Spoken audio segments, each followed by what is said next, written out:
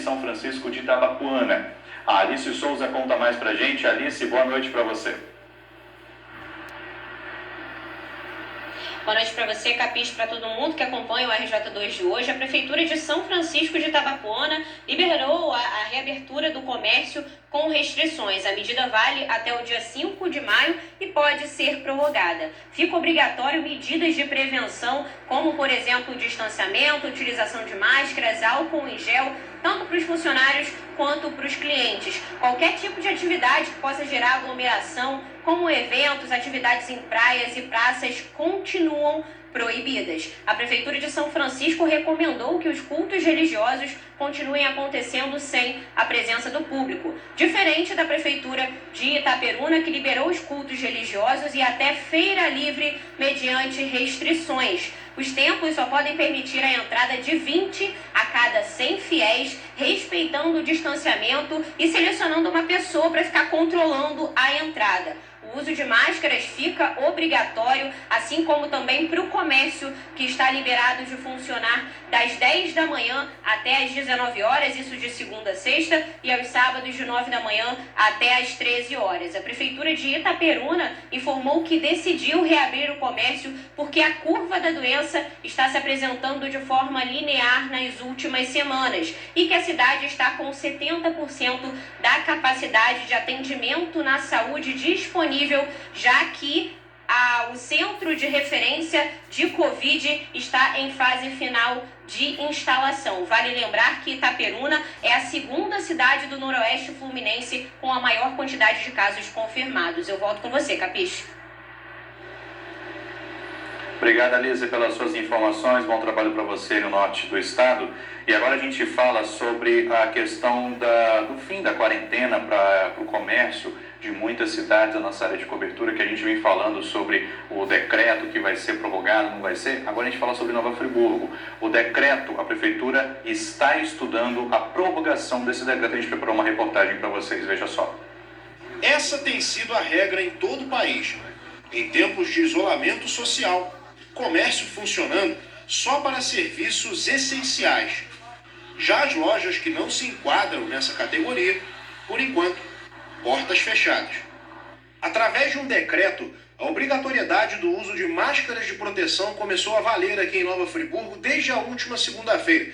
E isso está sendo encarado pela população como uma possível flexibilização da reabertura do comércio não essencial. Aliás, o decreto que determina o fechamento das lojas termina amanhã. Mas o que está longe de terminar é a discussão sobre o assunto, que ainda está dividindo opiniões. Depois de 30 dias, já do comércio fechado, nós precisamos começar a voltar a fazer uma flexibilização.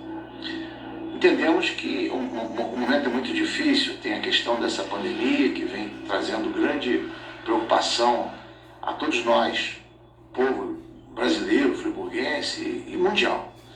Mas entendemos que o comércio precisa começar a reativar as suas lojas. Entendemos que não há necessidade de fazer por um período normal, como é o funcionamento normal do comércio, mas por um período menor. Nós conhecemos a realidade da saúde pública de Nova Friburgo. A gente sabe o que acontece aqui. Antes da pandemia, já tínhamos muitas dificuldades, inclusive em relação a vagas de UTI, de CTI no Hospital Público de Nova Friburgo.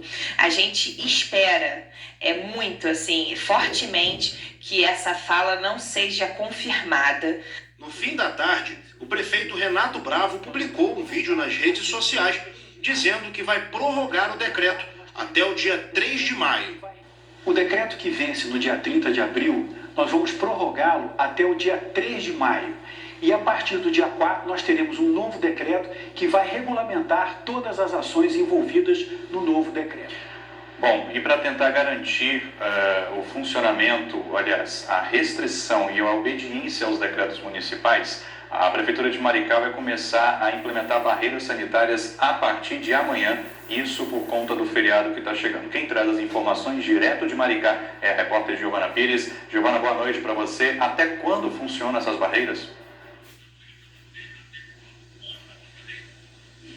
Muito boa noite, Capiche. Boa noite para quem nos acompanha no RJ2, isso mesmo que você falou. As barreiras, elas começam amanhã às 3 da tarde e vão até o próximo domingo às 6 da noite. A barreira é para pessoas que não moram na cidade e nem trabalham por aqui. Mas por que a prefeitura decidiu fazer essa barreira só durante esse período? Porque sexta-feira é feriado e, segundo o prefeito da cidade, infelizmente a previsão é de que muita gente, muitos turistas visitem a cidade, as praias de Maricá durante esses dias. Então aí uma medida preventiva, né, contra o novo coronavírus na cidade. Essas barreiras, elas vão funcionar por 24 horas, né, 24 horas por dia durante todos esses dias de barreira. Elas vão estar funcionando com a guarda municipal fiscalizando quem entra na cidade. Então, como eu disse, só pode entrar em Maricá quem trabalha ou quem mora aqui, ou também quem tem o carro emplacado na cidade, né? Então, para poder comprovar, vai precisar mostrar ou a carteira de trabalho, ou um crachá, ou também mostrar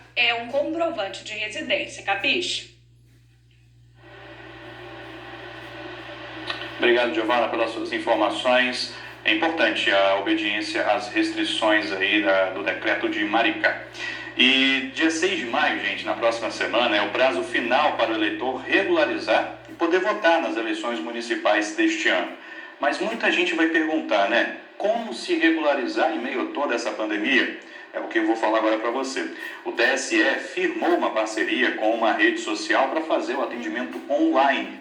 Você vai poder se regularizar sem sair de casa e evitar tantos problemas com o CPF como está acontecendo agora com o auxílio emergencial pela Caixa Econômica Federal. Mais detalhes está na página da Justiça. Anota aí, em justiça, sem o cedilha, justiçaeleitoral.jus.br. Agora a gente continua aqui no nosso RJ2 com uma notícia muito importante e também preocupante, principalmente para os servidores estaduais. O secretário estadual de Fazenda, Luiz Cláudio Rodrigues de Carvalho, disse hoje em entrevista ao RJ1 que a partir de agosto já não tem mais dinheiro para pagar os salários dos servidores estaduais.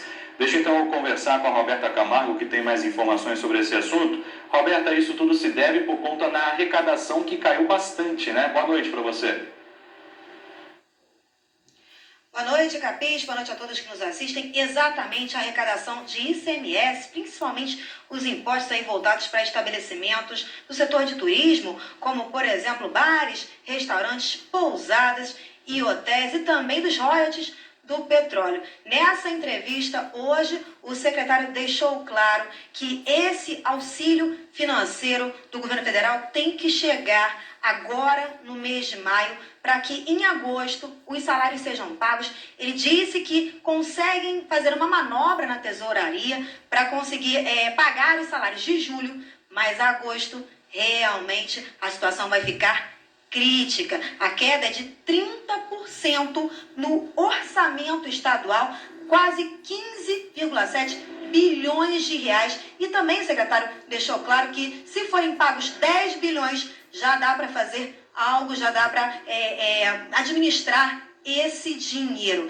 E outra situação que pode auxiliar bastante essa circunstância da crise do governo do estado é a aprovação do Plano Mansueto, que é um projeto de promoção de equilíbrio fiscal. Está tramitando no Senado, depois, se for aprovado, vai para o presidente da República. E um dos pontos desse plano, ele é relacionado ao congelamento da dívida pública de estados e municípios. Então, como eu falei, como você comentou, Capiche, o secretário de Estado, Luiz Cláudio de Carvalho, deu uma entrevista hoje no RJ1. Vamos assistir um trecho agora. Nós temos negociado com a União uma ajuda, um socorro financeiro necessário ao Estado do Rio de Janeiro, como necessário a todos os estados e a todos os municípios brasileiros. Essa ajuda está em negociação junto ao governo federal, tramita no Congresso Nacional, nesse momento no Senado, e essa ajuda é aquela que faz com que nós consigamos atravessar a crise. Portanto, o mais importante nesse momento é deixar claro para a população do Estado do Rio de Janeiro que sem esse socorro da União, efetivamente teremos dificuldades muito sérias, tanto para pagar fornecedores do Estado do Rio de Janeiro, como para pagar a folha de servidores a partir do mês de agosto. O governador Wilson Witzel coloca como prioridade absoluta pagamento em dia do funcionalismo público, assim como pagamento em dia dos fornecedores. Foi isso que nós conseguimos fazer ao longo do ano de 2019. Agora, a gente estima uma perda de receita da ordem de 30%, ou seja, o Estado do Rio de Janeiro deve perder 15 bilhões de reais, mais do que 15 bilhões de reais ao longo do ano de 2020, um orçamento de aproximadamente 70 bilhões de reais. E essa situação crítica reflete em números. Quem fez o levantamento desses números para nós foi o nosso produtor Rafael Mureb. Vamos ver agora nas artes um detalhamento